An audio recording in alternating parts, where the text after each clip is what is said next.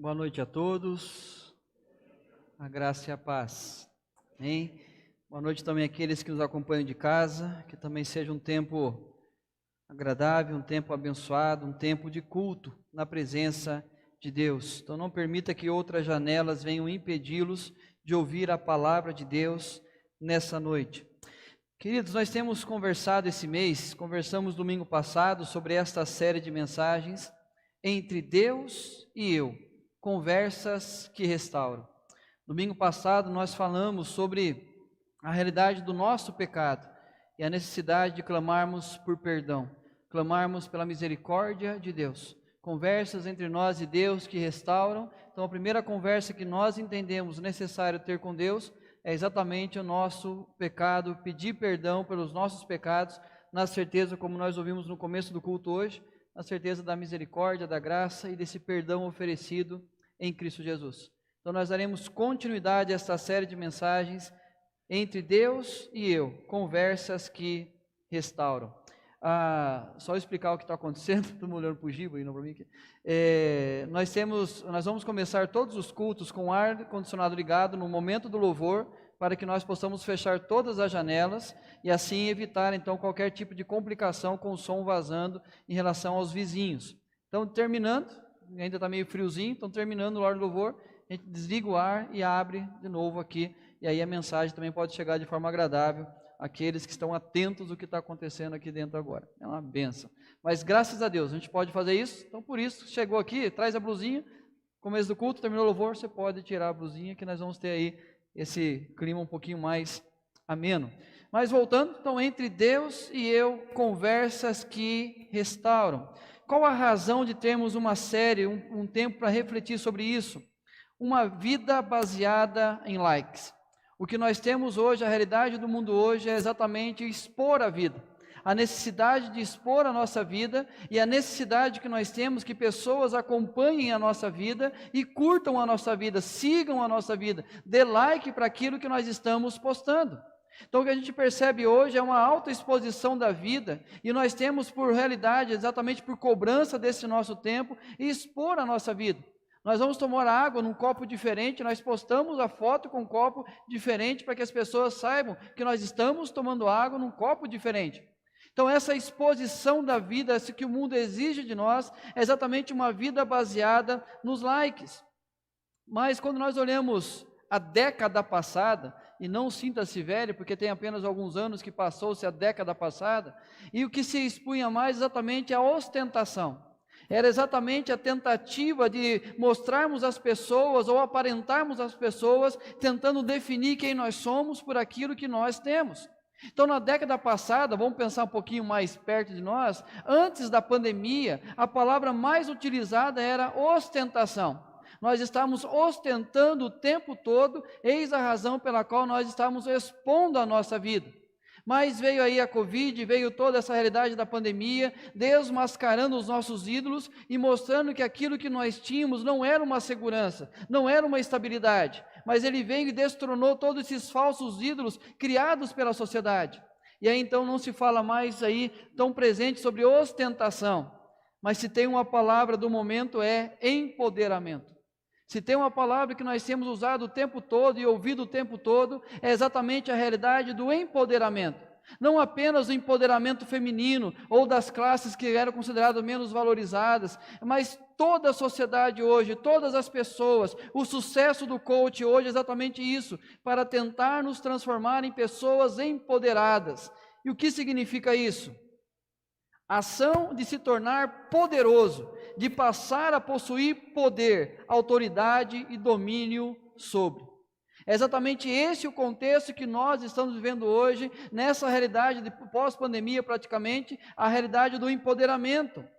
Mas também passar a ter domínio sobre a sua própria vida, ser capaz de tomar decisões sobre o que lhe diz respeito. O que a sociedade tenta impor para nós é essa realidade. Uma cobrança de mostrarmos que nós temos o controle da nossa vida nas nossas mãos. Eis a razão que essa semana houve uma grande discussão nas redes sociais sobre a questão da mulher usar um tipo de anticoncepcional sem comunicar ao seu marido, e assim os planos de saúde seriam processados se assim pedirem que o marido assinasse o termo para que a mulher pudesse usar tal tipo de anticoncepcional. E aí nós percebemos o porquê, porque exatamente a mulher tem que buscar o empoderamento e ser dona de si mesma, sem sequer dar satisfação ao outro. Apenas uma área da vida foi exposta essa semana. Mas o que mais acontece é exatamente essa afirmação de tentarmos mostrar poder ou domínio sobre a nossa própria vida. Uma exigência de demonstrarmos força em todos os momentos. Se tem algo que é exigido de nós nessa exposição é que nós possamos demonstrar força. Pessoas empoderadas, pessoas donas de si, pessoas capazes de viver a sua vida, de poder dominar sobre todas as áreas da sua vida. É o que está acontecendo no nosso tempo, queridos. O aparente empoderamento procura esconder os inúmeros medos que cultivamos no silêncio. E esse é o grande mal que nós temos cultivado. É exatamente essa necessidade de mostrar poder às pessoas, nós estamos escondendo aquilo que está dentro do nosso coração. Nós estamos o tempo todo cultivando um silêncio dentro de nós, mas o grande problema é que existe nesse silêncio inúmeros medos que nós estamos tentando ocultar, tentando esconder, tentando esquecer, apenas transparecendo esse poder ou esse empoderamento. Enganando-nos a nós mesmos, tentando acreditar que a vida exposta é a real, mas aquilo que está oculto é que tem nos trazido sofrimento. Então nós tentamos aparentar que aquilo que tem no nosso Instagram, aquilo que tem no nosso Facebook, aquilo que nós estamos expondo para as pessoas, é o real da vida. E as pessoas muitas vezes olham para aquilo e nos sentem pessoas fortes, pessoas corajosas, pessoas donas de si mesmo. Mas o grande problema é que isso está ocultando aquilo que está dentro do nosso coração. E o que nós temos diante desse empoderamento são pessoas escondendo os seus medos, escondendo as suas inseguranças, as suas incertezas. E aí quando nós partimos para a realidade da fé, não temos como viver essa realidade da sociedade sem levar isso para a nossa realidade de culto, para a nossa realidade espiritual, para a nossa relação com Deus. E infelizmente a realidade do empoderamento também tem alcançado a fé, tem alcançado a nossa relação com Deus. E eu vou destacar aqui algumas coisas que têm mudado na nossa caminhada, exatamente pelo fato de tentarmos parecer fortes o tempo todo. Olha que interessante, recusamos o fato de não termos fé. Nós vivemos momentos da vida que nós não conseguimos crer que Deus pode fazer alguma coisa, mas esse empoderamento tira de nós o direito de acharmos que não temos fé.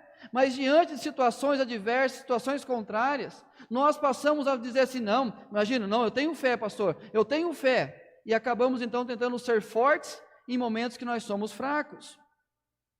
Acreditamos que a aprovação é apenas para nos fazer fortes. Não é algo que Deus quer demonstrar, ou que Deus quer mudar na nossa vida. Não é algo que Deus está construindo ou desconstruindo na nossa realidade.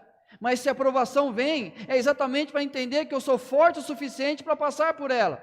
E aí então eu enfrento, baseando-se apenas na minha experiência, na minha capacidade humana, porque uma pessoa empoderada como eu, não poderia dizer que está passando por tribulação, por dificuldade, e achar que aquilo é para mostrar a sua fraqueza. Não, Deus permitiu para mostrar às pessoas que eu sou forte. E o que nós mais ouvimos nas mensagens hoje é exatamente isso. Olha, Deus ouviu a sua dor, Deus ouviu o seu sofrimento, e Deus sabe que você tem força para passar por tudo isso. E quem acusou, quem apontou o dedo e mostrou que você era fraca, essas pessoas Deus vai humilhar.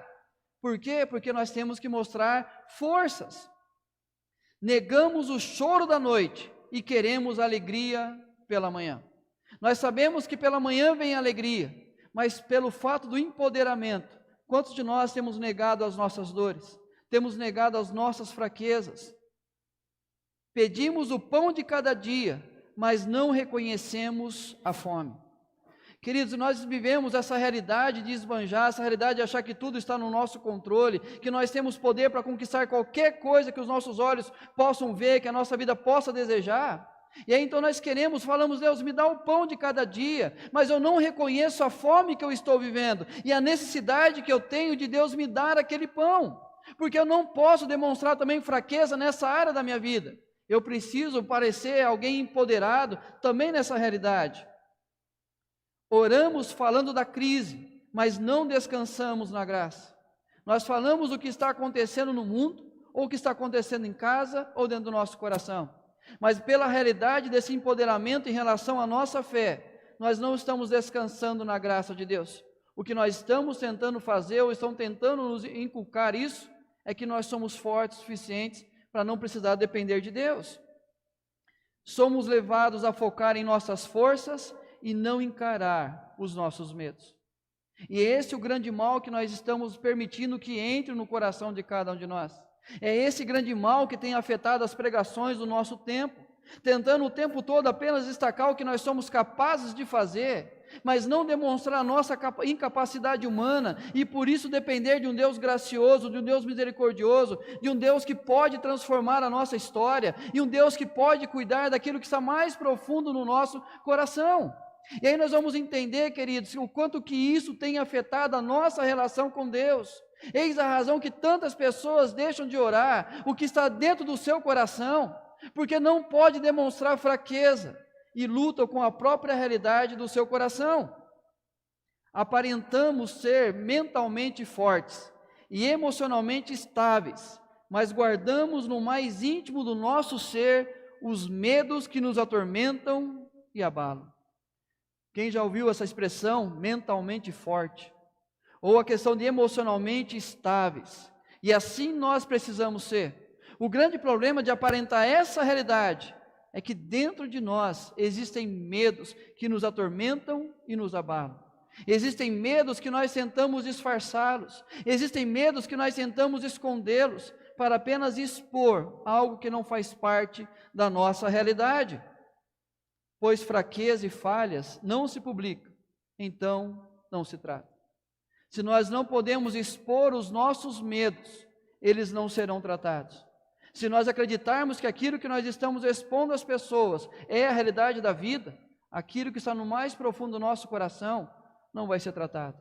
E queridos, se nós queremos viver um empoderamento, os nossos medos não serão cuidados por Deus. Eis a razão pela qual nesse segundo tema, na segunda série aqui, tema dessa série, entre Deus e eu, conversas que restauram, conversando com Deus sobre os nossos medos. É importante você e eu, já que uma sociedade exige de nós empoderamento, recorra a Deus. Recorra àquele que vai ouvir a nossa dor, vai ouvir a nossa situação, vai saber o que está dentro do nosso coração.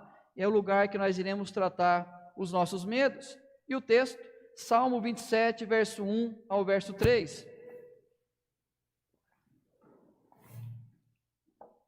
Nós iremos ler todo esse contexto do capítulo do Salmo 27, mas para a leitura da mensagem apenas esses 3 versículos.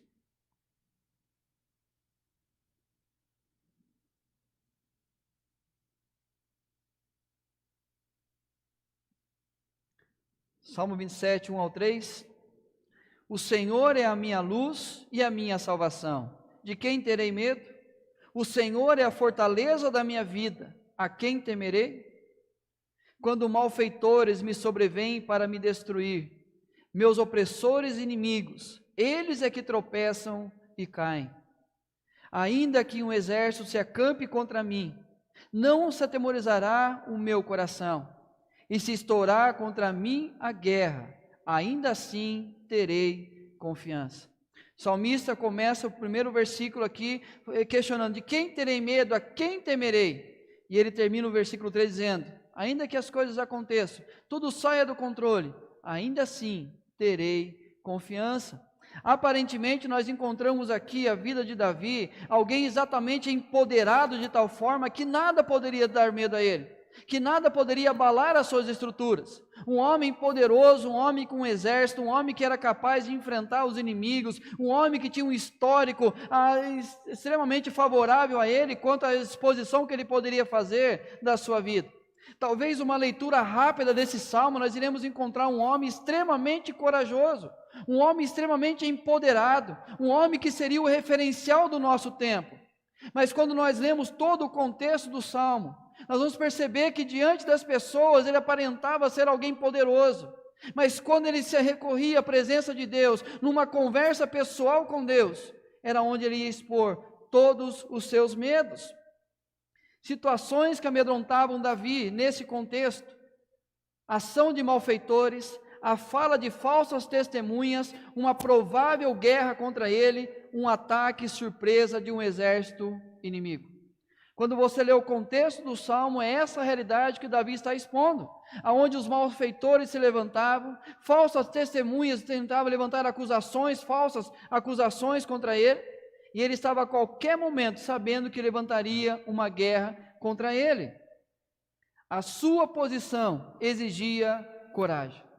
Davi, diante de liderar um povo, sabendo que ele precisava ser referencial para aquele povo e demonstrar o empoderamento dele, ele não poderia demonstrar fraqueza, ele não poderia demonstrar que ele estava com medo das circunstâncias, mas ele mostra que a sua posição exigia dele coragem.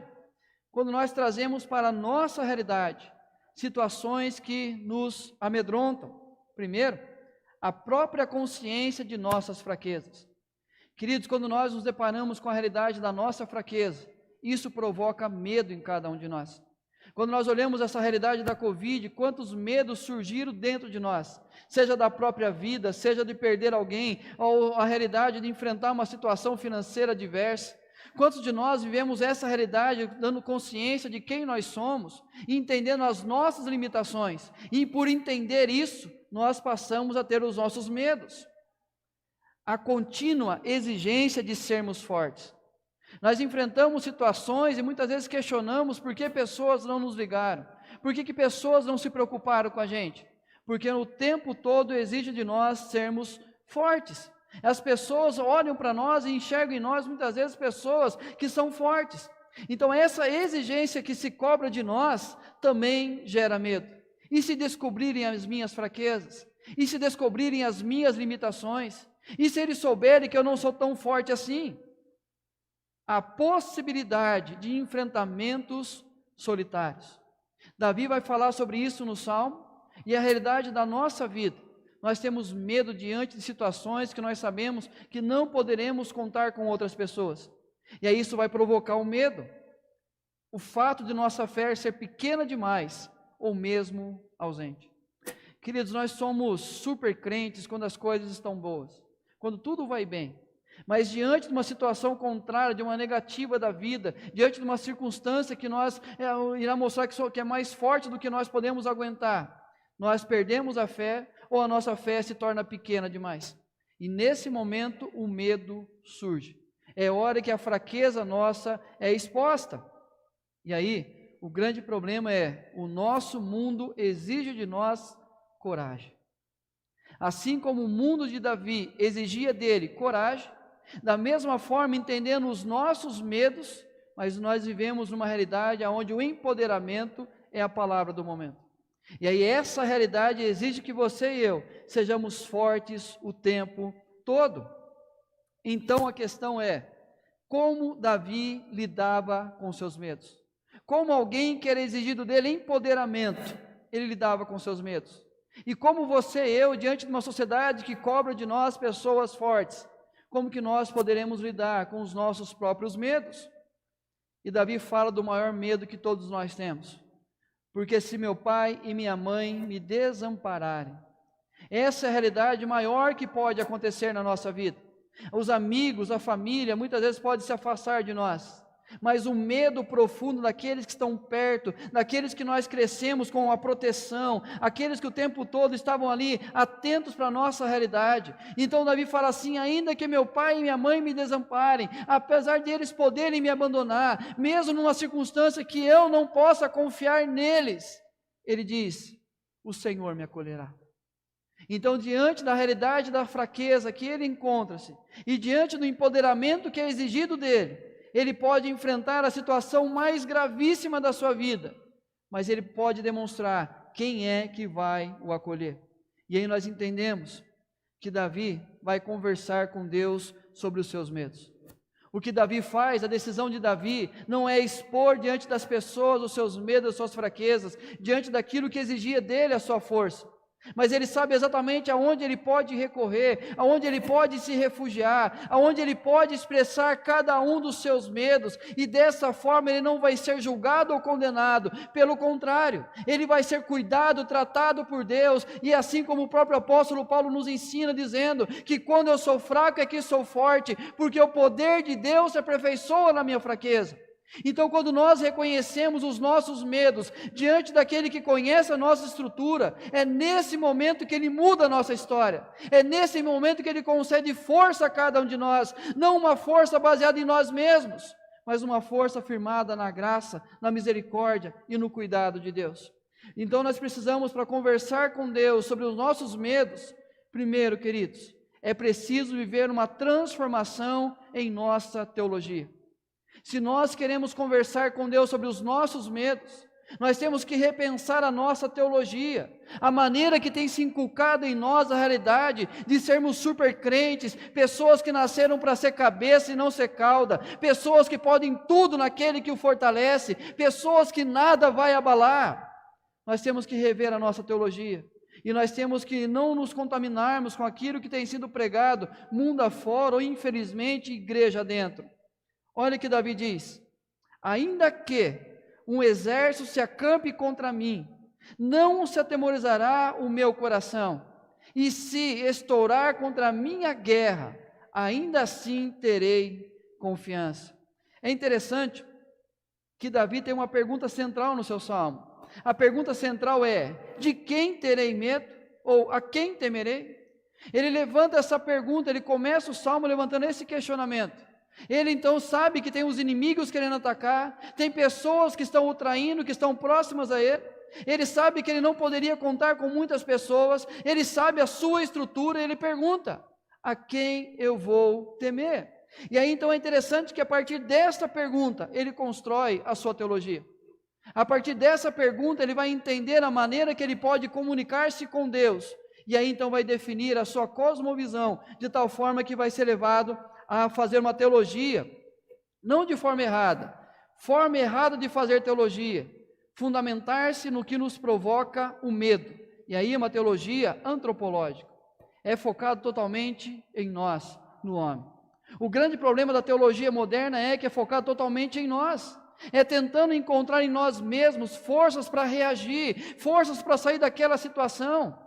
Davi não constrói a sua teologia baseada nos inimigos, não constrói a sua teologia baseada nos malfeitores, não constrói a sua teologia sobre aqueles que levantam falso testemunho sobre a sua vida, mas ele não vai construir a partir de pessoas ou circunstâncias.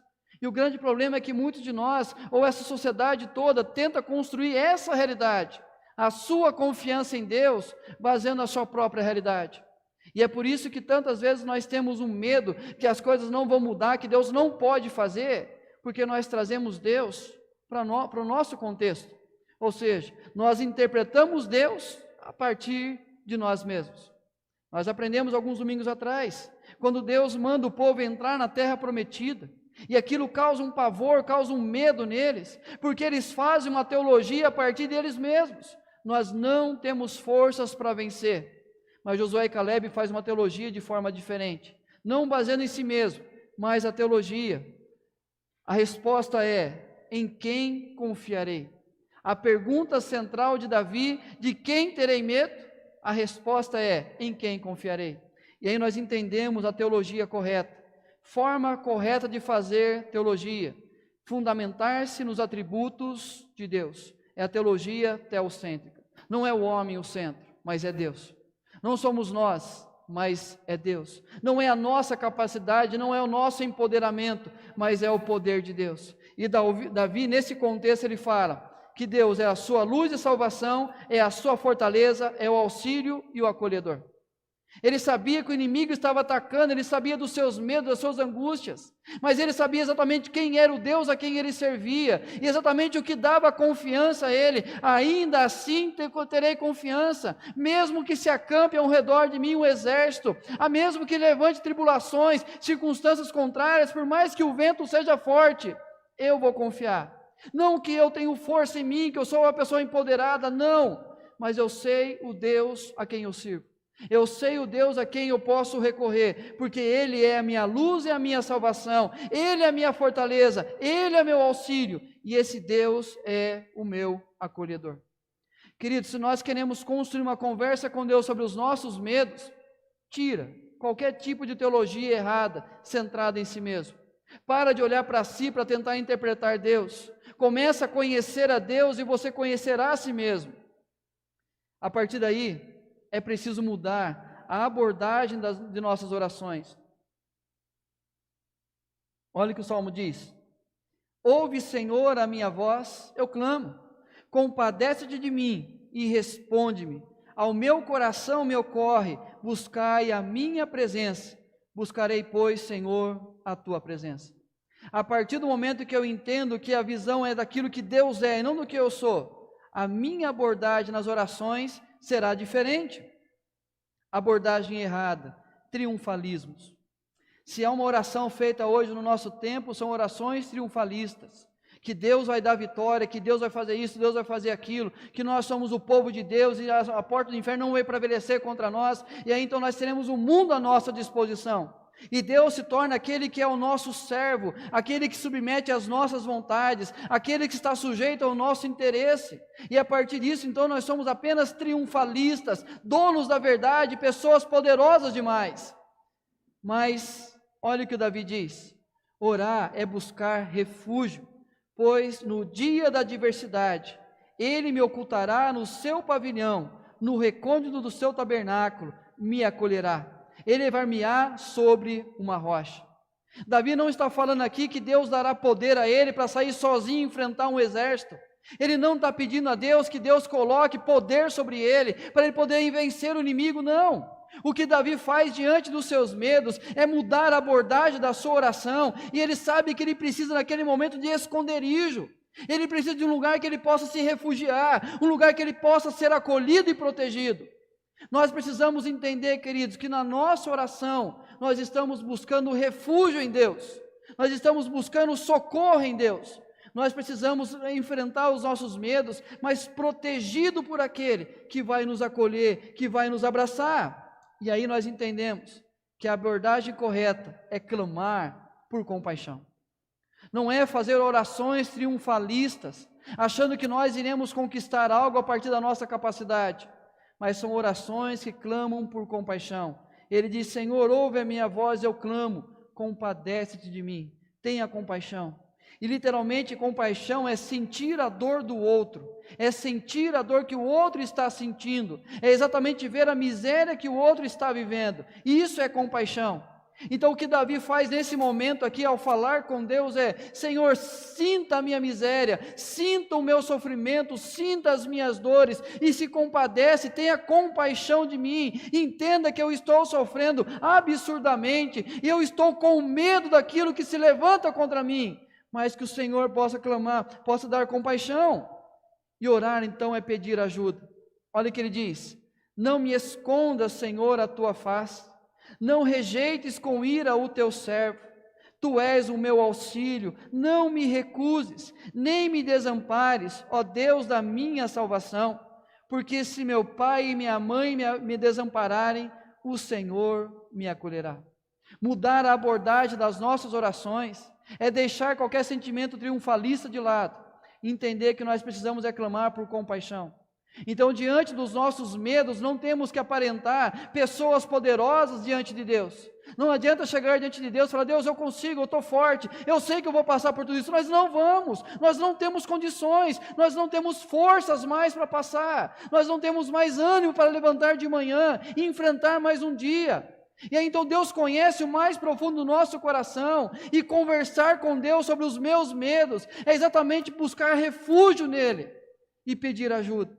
Senhor, não me recuses. Senhor, sozinho eu não vou enfrentar, sozinho eu não tenho condições de fazer isso, mas por favor, Senhor, não rejeite, por favor, seja o meu auxílio, não me recuse, nem me desampare, porque somente o Senhor é o Deus da minha salvação. Quando nós entendemos esses dois pontos, a teologia correta, que gera uma abordagem correta na oração, nós partimos para um terceiro ponto. Enquanto eu não entender a teologia correta, e essa teologia correta influenciar a minha abordagem correta de oração, eu não vou partir para o terceiro ponto. Mas quando eu entendo, aí sim, a tratativa com Deus de como vencer os nossos medos. Aí nós vamos conversar com Deus sobre aquilo que nos atemoriza, sobre aquilo que tira muitas vezes o nosso ânimo, a nossa estrutura, aquilo que provoca doenças chamadas psicossomáticas em nós, porque nós tentamos expor aquilo que nós não somos e não tratamos os medos que tem no nosso coração. Mas quando eu entendo que a teologia não se baseia em mim, mas em Deus, quando eu entendo que a abordagem correta não é triunfalista, mas exatamente clamar por misericórdia, é hora que eu vou partir para uma tratativa com Deus, é hora que na prática eu converso com Deus. Olha o que ele diz: ensina-me, Senhor, o teu caminho, e guia-me por vereda plana, por causa dos que me espreitam, não me deixes à vontade dos meus adversários, pois contra mim se levantam falsas testemunhas e os que só respiram crueldade. A individualidade dos nossos medos. Cada um de nós temos medos diferentes. Cada um de nós temos os nossos próprios medos. E Davi descreve quais são os seus. Primeiro ele diz: não me deixes à vontade dos meus adversários. Não deixe que eles dominem sobre mim. E se contra mim se levantar falsas testemunhas, ou que respira crueldade, isso eu tenho medo, isso eu tenho pavor. Queridos, nós temos medos diferentes. E a grande vantagem nossa de conversar com Deus, entre nós e Deus, essas conversas que restauram, é que nós podemos expor diante dele quais são os nossos medos. Davi não está dizendo aqui: Senhor, tem um exército aí, mas eu já venci, eu já ganhei de um leão, já ganhei de um urso, já fiz coisas poderosas demais, eu já venci um gigante, deixa comigo, Deus, só fica aí na plateia, se alguma coisa acontecer eu busco o Senhor, mas deixa comigo. Não, Davi ele expõe qual que é o medo. Ele tem o medo que os inimigos se levantem e vençam, ele tem um medo apavorante que as pessoas levantem falsa testemunha contra ele. Ele sabe o que pode acontecer quando essas realidades acontecerem na vida de um rei. A liberdade de expor os medos, a crueldade dos adversários em ações e palavras. Esse é o grande privilégio de poder conversar entre nós e Deus. São medos que talvez uma sociedade que cobra o empoderamento, nós não poderemos expor os nossos medos. Mas diante de um Deus que conhece a nossa fraqueza, conhece a nossa limitação, nós podemos expor cada um dos nossos medos. Então nós não temos por que ter medo de falar com Deus. Nós não temos por que ter medo de tratar os nossos medos na presença de Deus. Queridos, é interessante quando pessoas vêm conversar em aconselhamento pastoral, o quanto que essas pessoas se desculpam por serem fracas, o quanto essas pessoas se desculpam por não acreditarem que Deus pode fazer alguma coisa, o quanto que essas pessoas sentem-se culpadas por não ter fé naquilo que está acontecendo e que Deus pode mudar aquela história. Por quê? Porque nós temos influenciado na nossa mente esse empoderamento. Fraqueza na relação com Deus não pode existir. Querido, se não pudesse existir, nós não precisaríamos servir a um Deus. Nós não precisaríamos de um Salvador. Nós não precisaríamos daquele que se compadece das nossas dores. Mas o que Davi está mostrando aqui, a individualidade dos nossos medos, podemos expor diante de Deus. Mas também a necessidade de uma direção e de companhia. Olha o que ele diz: ensina-me, Senhor, o teu caminho e guia-me por vereda plana. Davi, ele sabe dos seus medos, da individualidade dos seus medos, e ele sabe que ele precisa de duas realidades, de direção e de companhia. Saber como lidar com os seus medos. Senhor, me ensina o teu caminho. Nós precisamos aprender a clamar a Deus, como nós iremos enfrentar os nossos medos mais profundos, os nossos medos mais íntimos, os nossos medos guardadinhos no nosso coração. Nós precisamos conversar com Deus e pedir a Ele uma direção, um aprendizado, mas não apenas para nos dar um mapa, mas ser aquele que nos conduz pelo deserto. E diante de cada dia da realidade do nosso medo, pedir a Ele que nos conduza e guia-me por vereda plana. É o aprendizado e a segurança da presença. É isso que Jesus fala aos seus discípulos em João do 13 ao 17, quando ele fala da sua partida, da necessidade de voltar para junto do Pai. E ele sabe o medo que os seus discípulos iriam ficar sozinhos. Mas naquele momento ele promete o Espírito Santo, o Consolador. E a palavra literal ali é o advogado.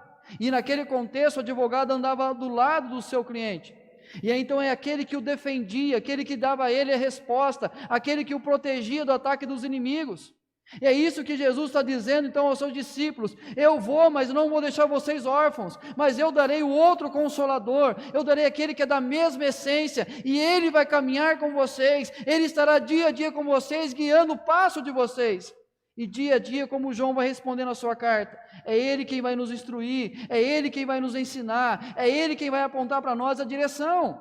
Então nós não caminharemos sozinhos diante da realidade do sofrimento por causa do medo. E é por isso que o próprio Davi vai dizer: ainda que eu passe pelo vale da sombra da morte, não temerei.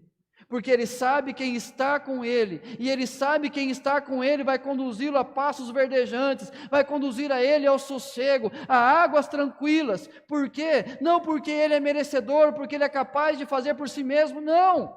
Porque na teologia de Davi, ele entende quem é o Deus a quem ele serve. Porque se meu pai e minha mãe me desampararem, o Senhor me acolherá. O maior medo que nós podemos enfrentar na vida, aqueles mais próximos que sempre nos protegeram, simplesmente nos deixarem à própria sorte. Mas se isso vier a acontecer, nós temos um Deus que vai nos amparar.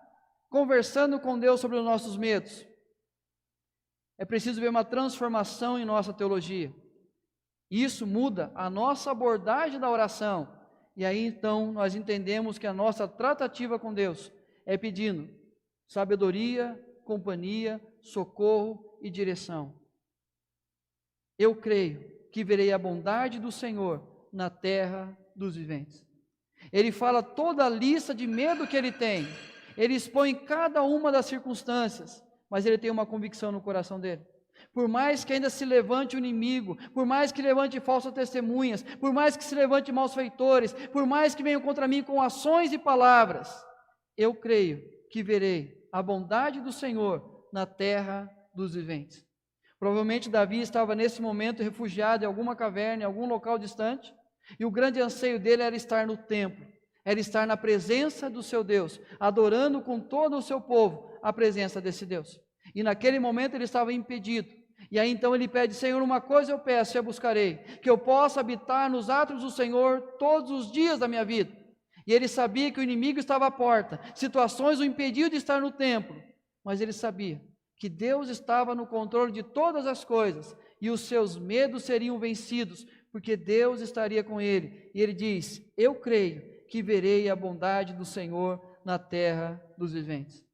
É interessante a maneira que Davi termina, e da mesma forma eu termino essa mensagem. Ele diz: espera pelo Senhor, tem bom ânimo, e fortifique-se o teu coração, espera, pois, pelo Senhor.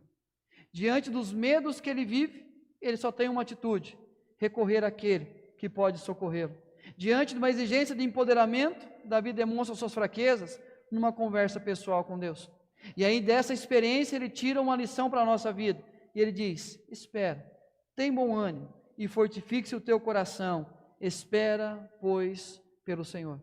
Queridos, a Bíblia tem 365 vezes a expressão não temas, não temais ou não tenha medo. Expressões que nos mandam ter coragem, mas não baseado em nós mesmos, mas em Deus. Em Deus. E a resposta de Jesus diante da realidade, que ele vem andando por sobre as águas, e os discípulos acham que é um fantasma e gritam desesperadamente. Jesus fala assim: olha, não temais, sou eu. Não tenham medo. Diante das circunstâncias, diante do mar revolto, diante de situações adversas, não tenham medo. Sou eu vindo ao encontro de vocês. Sou eu vindo para poder resgatar a vida de vocês. E é o que acontece com cada um de nós. Os nossos medos estão guardados. Os nossos medos não serão publicados, mas os nossos medos precisam urgentemente serem tratados por Deus. Que nós possamos então entender isso, e a partir disso construir uma conversa entre nós e Deus, e essas conversas na certeza que elas restaurarão a nossa vida. Que Deus abençoe. Não permita que o empoderamento que a sociedade prega venha influenciar a sua relação, a nossa relação com Deus, mas que diante dele possamos expor todos os nossos medos, com o único objetivo: espera no Senhor, tem bom ânimo, e fortifique-se o teu coração. Espera, pois, pelo Senhor. Queridos, eu quero orar com vocês e orar por vocês, pedindo a Deus que esteja nos abençoando diante de uma sociedade que prega empoderamento, que nós possamos simplesmente tratar os nossos medos na presença de Deus. Pai, o Senhor sabe, Deus, os medos que nós temos e que nós fazemos o tempo todo é tentar escondê-los, tentar anulá-los ou não aceitá-los, ó Deus, como realidade. Mas isso, ó Deus, tem provocado dor, tem provocado sofrimento, tem ferido outras pessoas, ó Deus, e por isso pedimos, ó Pai, perdão. Perdão por tentarmos o tempo todo estarmos no controle da situação, mas queremos diante do Senhor, ó Pai, aprender a construir essa conversa, uma conversa que demonstra as nossas fraquezas, uma conversa, ó Deus, que mostra os nossos medos, e assim, ó Deus, que diante do Senhor, eles sejam tratados. E pedimos, ó Pai, que o Senhor, ó Deus, nos ensine, nos dê sabedoria, nos aponte a direção, e além disso, o Senhor nos conduza, o Senhor venha guiar, ó Deus, a cada um de nós pelo caminho, entendendo que o Senhor, ó Deus, é o nosso acolhedor, o Senhor é a nossa salvação, o nosso refúgio, o nosso socorro bem presente em meio à tribulação. E assim nos ensina em todo o tempo a clamar por misericórdia e confessar ao Senhor os nossos medos, e assim, ó Deus, poder esperar, ver a bondade do Senhor ainda na terra dos viventes. Agradecemos, ó Deus, pelo privilégio de ouvir a Tua palavra, e que essa palavra, através do poder do Teu Santo Espírito, continue, ó Deus, a comunicar a nós a Tua vontade, e ao longo dos dias possamos entender a importância de conversar com o Senhor, e conversar com o Senhor sobre os nossos medos, para que sejam tratáveis diante do Senhor, ó Pai. Em nome do Senhor Jesus. Amém, amém e amém. Duas coisas te peço, não